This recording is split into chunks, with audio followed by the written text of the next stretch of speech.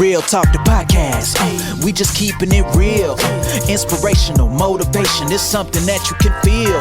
Authentic, I know you can tell. Hosted by Kimberly Sherrill. We got food for thought. Come help yourself. One of a kind like nobody else. Yeah, wanna see you mentally grow in a major way. Play this back like day to day. See all that stress and doubt, just watch it fade away. There is nothing you cannot achieve. Good vibes, yeah, we got that. Kimberly, go ahead and talk to him. It's the Real Talk podcast. Let's go.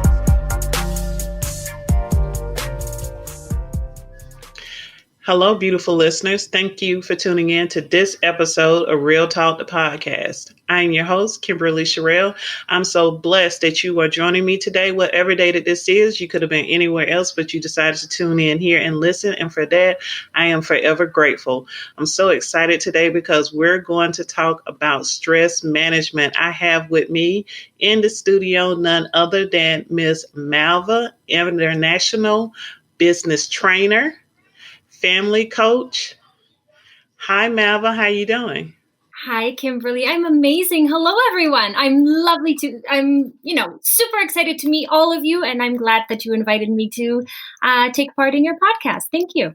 Oh, no, I'm so excited that you are here because, your topic of the day is something everyone needs. I know I need to talk about it because I work too much. I do too many things. And 2020 has been a trying year. So even under normal circumstances, outside of business, just dealing with the stress of 2020, managing that is difficult. So how about we start with you telling the beautiful listeners a little bit more about you and what exactly does it mean to be an international business trainer and family coach?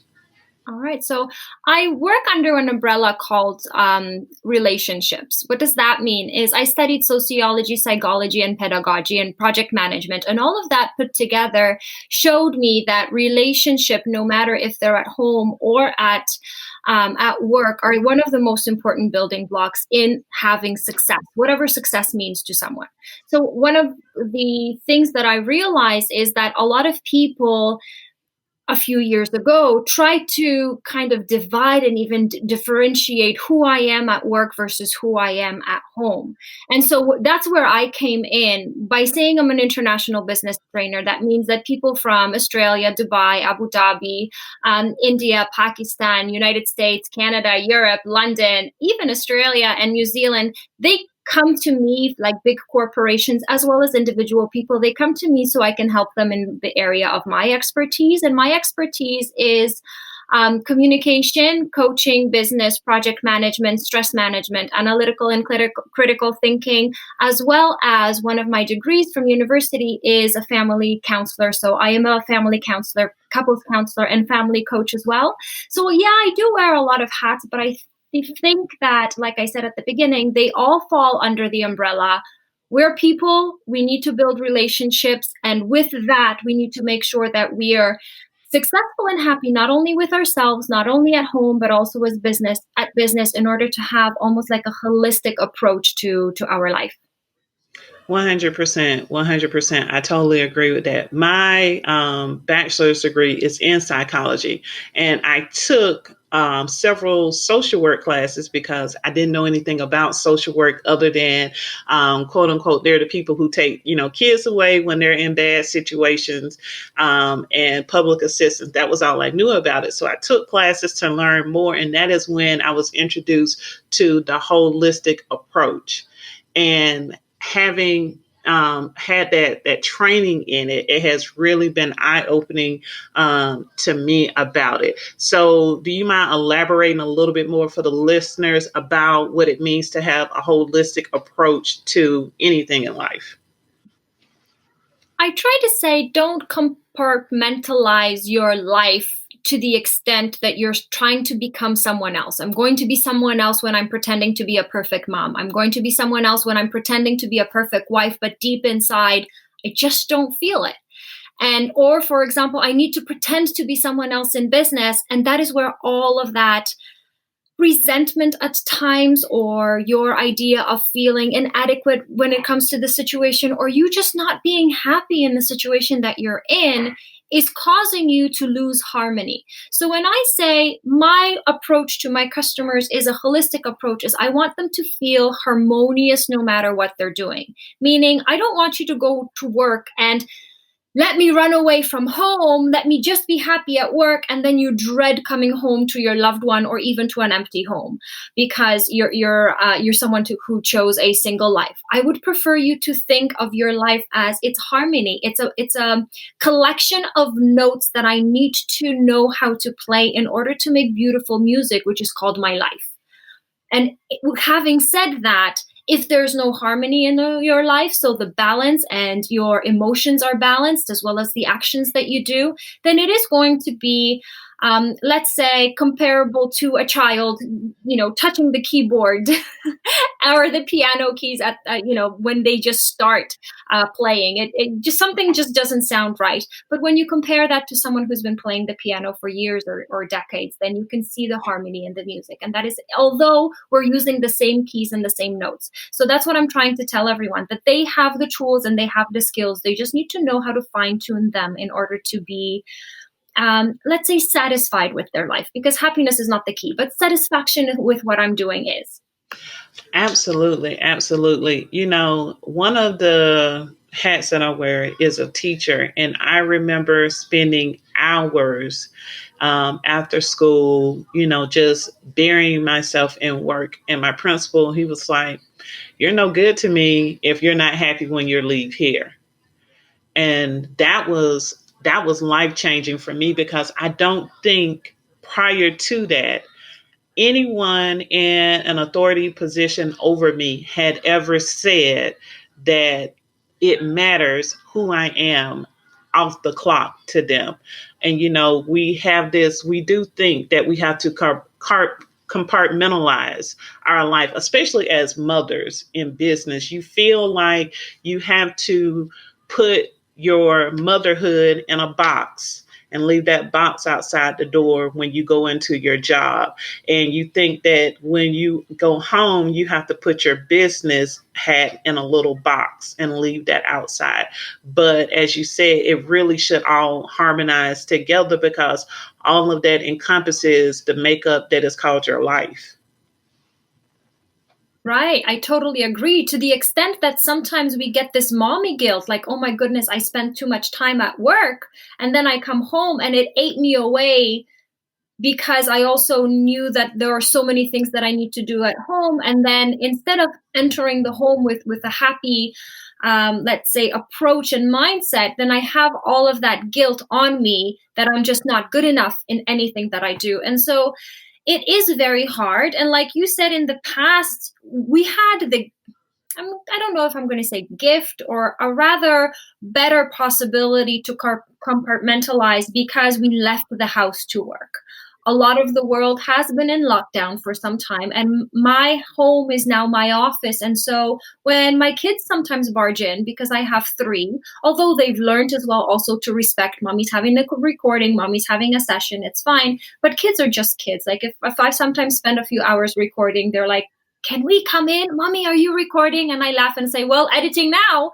So, it's normal. They're just kids and it's okay. So people have learned to realize that we are human. And sometimes I do not have a good day. And sometimes I am, Zoom business casual, a nice top, button down shirt on top and still pajama pants at the bottom, because I can't be bothered and you can't see. And that's totally fine. So I do believe that in some areas, this element of everything fell under one roof was good for us. But on the other hand, some people just don't know how to juggle all of that under one roof. And that is where stress management comes into play as well.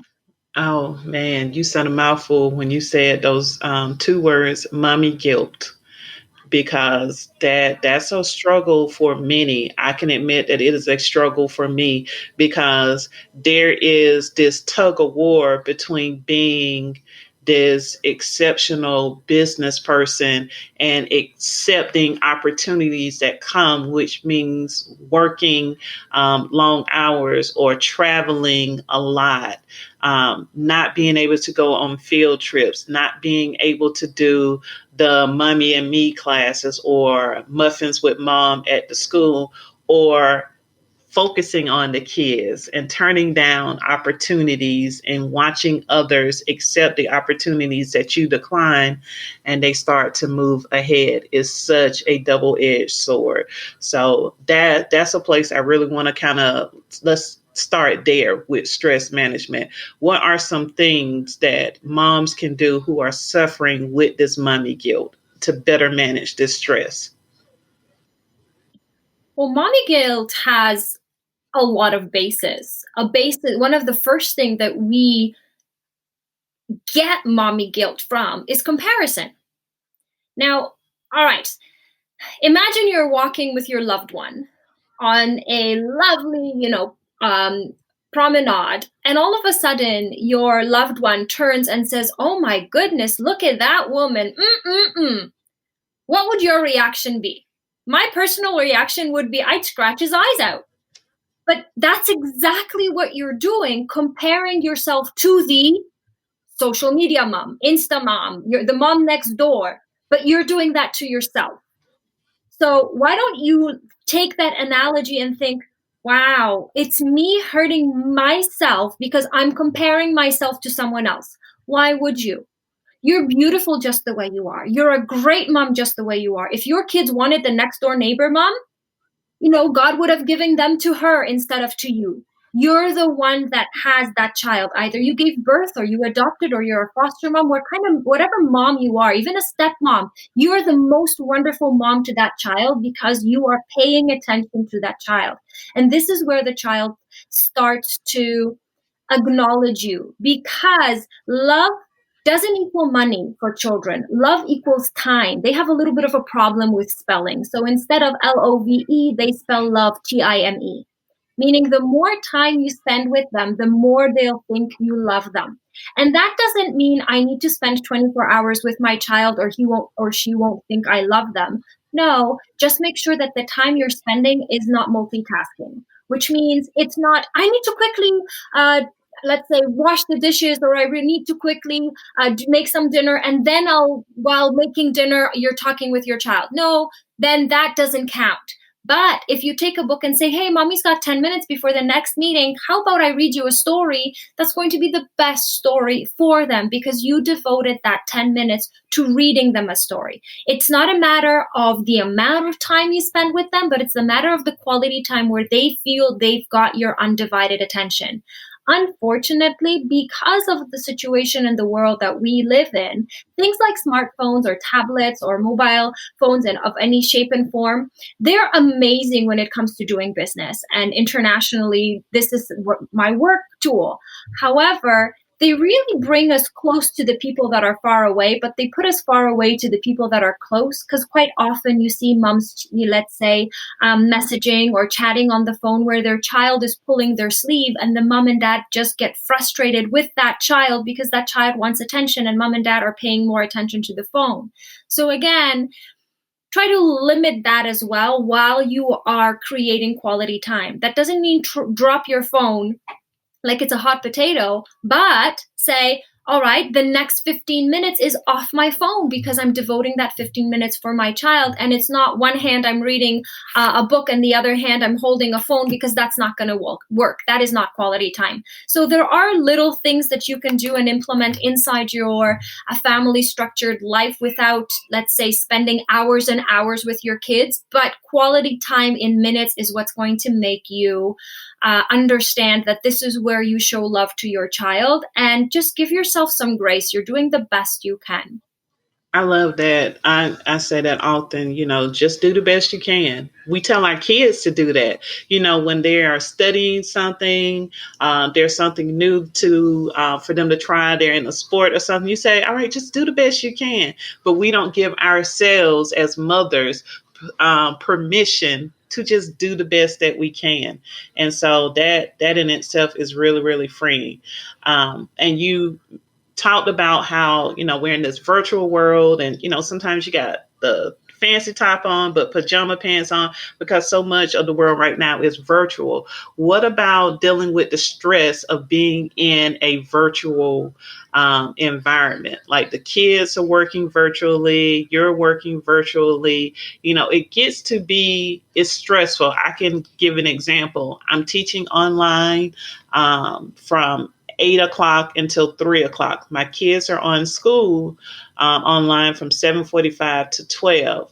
And then when I get done, I'm now doing virtual sessions. It seems to be, we love technology, but it's really becoming like overwhelming, like dealing with the stress of that balance of in this virtual world.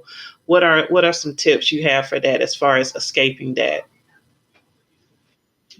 Well, when it comes to virtual school, a lot of teachers in the past, so by in the past, I mean around springtime, they were learning to be online teachers. So this is something that was a given. Well, you know how to write something on social media, then you should know how to conduct a lesson online. And a lot of teachers weren't trained, so they were learning and they still are learning. Furthermore, children are learning. So if you have ever baked a cake for the first time and you had a recipe, then you are better off having a chance of success in baking that cake than the teachers going online virtually and your kids, because they didn't have a recipe. No one has ever taught them to teach and learn in such a way. So expecting children and teachers to excel in that environment it's out of this world. You can't do that. So what I try to tell both the trainers, because I do online training for trainers. Like I mentioned, I have an academy and I'm teaching them how to teach online. One of the things that I tell them is, imagine you learning a new language. You wouldn't be expected to communicate fluently. And teaching online is like learning a new language, a new channel of communication with the people on the other side. So give yourself some grace. Yes, you will make mistakes. Yes, your children won't learn as well as they would have should they be at school. Yes, you will make mistakes as a teacher because something is not working. You don't know how to give your heart as much as you would have should you guys have been in a normal classroom. So again, giving yourself the right to make mistakes, because failing is your first attempt in learning. If you're not having any lessons from the mistakes that you're making, then you're just repeating mistakes. But if you're bettering yourself, and every single time you connect with your children online, or if you connect as a teacher, or if you connect your children as a mom to an online lesson, and you teach them another thing, even as simple as all the children have muted mics when the teacher is speaking so that the teacher is clear. This is something that the children had to learn, because if you're in real time, you don't mute each other. You just know that the teacher says, shh, be quiet. So things like that. As for the moms and dads at home who are both working at home with electronic devices and children, then it is a lot. And everything that used to be the standard rule, don't allow children to have electronics more than an hour or two a day because it's not good for their eyes. Well, it's not fair for us parents to now say, well, you had 4 hours of school online, so you can't watch a story. Because then they will hate and resent school because of that. So yes, our children are going to have a lot more electronics than we would like, and a lot more than we would prefer them to have, but allow them to balance it. So instead of I need to control the amount of electronics you have, say, let's balance that out. So you watch a 30-minute story, and then after the story is done, and mom can rest at that time, then mommy will read you a book, for example, for 15 minutes. That will allow the child to understand there's something good, better waiting for me than electronics as soon as the story is finished, which is time with my mom or my dad. And simple things like, digging in the garden and getting dirty, or running around in the cornfield and connecting with nature will allow you to de-stress a lot too, because your children need fresh air. Your children need contact with nature, depending on where you are in the world. Maybe it's hot, maybe it's cold, and it doesn't matter. The fact that you're just outside, if you have the possibility to go away from people, so find a tree when there's no one there and, hug the tree, that is going to be enough for you to balance your inner stress level as well. So I believe that finding a way to work around it and giving ourselves some grace would be one of the few tips that I could have for families out there. That is great advice. And I like the way that you put it versus saying control. Let me control how much you use your phone or you're using the electronics. You say, let's balance that out, because control has such a negative connotation to it. And as soon as a child feels like you're trying to control them, they dig in.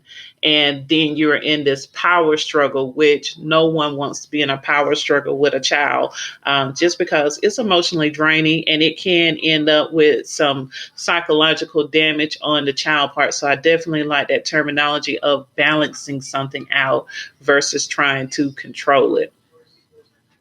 So, Malva, self-care is something that we are hearing more and more of. In your expert opinion, how important is self-care when trying to manage your stress, especially during such a trying time as living during this pandemic?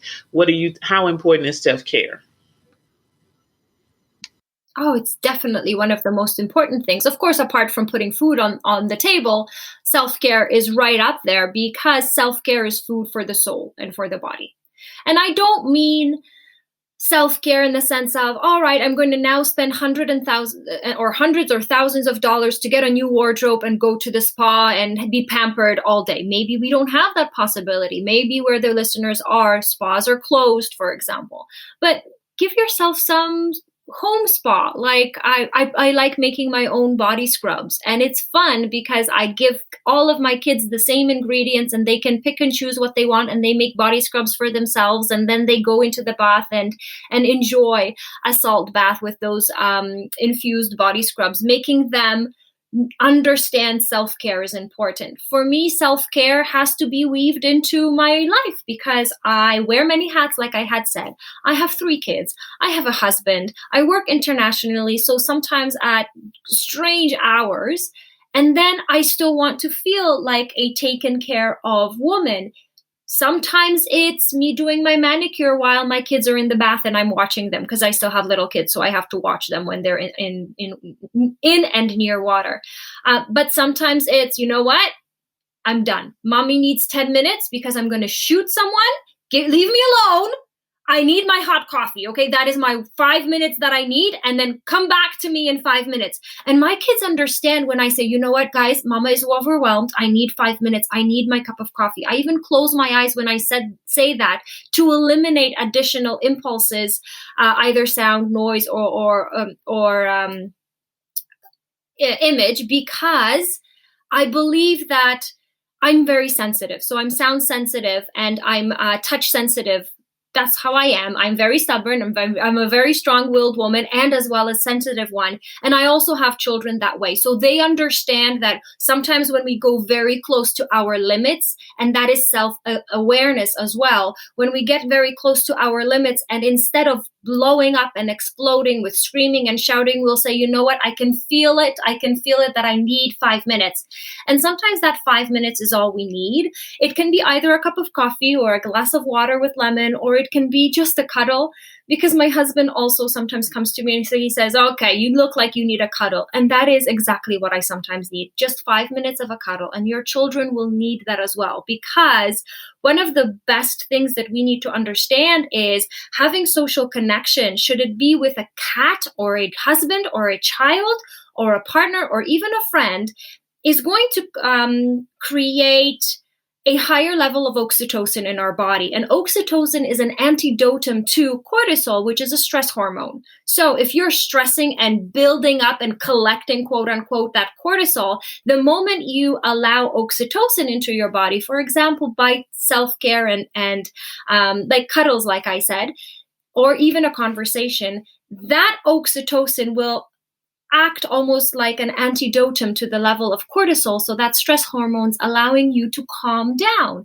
So instead of having a fight, fright, or freeze response, you'll be deep breath. Okay, I needed that. And now I'm ready to go again to attend to the tasks, whichever they may be. So like I said, first and foremost, putting food on the table. So taking care of your family is important, but food for your soul and for your body is also important. By food, I mean self-care. In order for you to have self-care, whatever it may be, doing something by yourself at home, sitting, creating a spa moment, or just talking with someone, this is self-care. And most important is self-awareness. You can either journal that, or you can make notes, or you can try to talk through it with someone. Why did I explode? What happened? Why was I so nervous? Why did that actually touch me and hit me?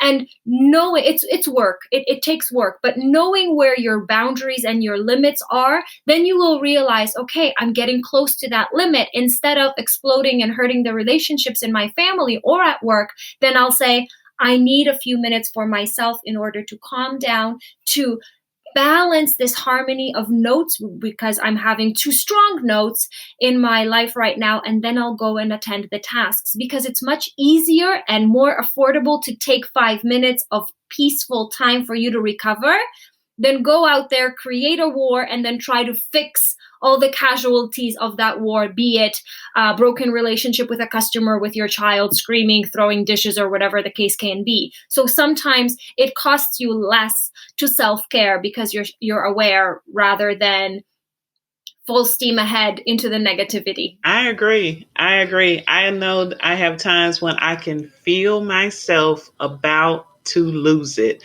And sometimes I can steal away and take my 5, 10, 30 minutes, depending on what the level is. And then other times I'm backed into a corner, and literally it's like waking up the next day and being like, oh, got to step over some bodies today.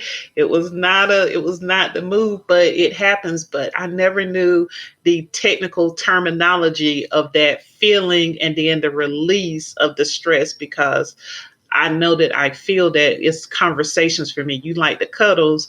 I have to have that conversation. And I say, it's like talking me down, because I'm on pins and needles. It's high alert. And I can have that conversation with certain family members. And I immediately start to feel that release of the stress, just pulling out of my body. So before we close out, I have one last question for you that I would like to ask. Now, we know that things in kids manifest themselves in a different way than they do in adults. What are some common identifiers that should alert you that, okay, maybe my child is stressed? Because they're not going to come and say, Mommy, I feel stressed out. Like, I don't expect my 6-year-old to say that, but there will be other behaviors that could possibly be identifiers that, that a child is stressed out.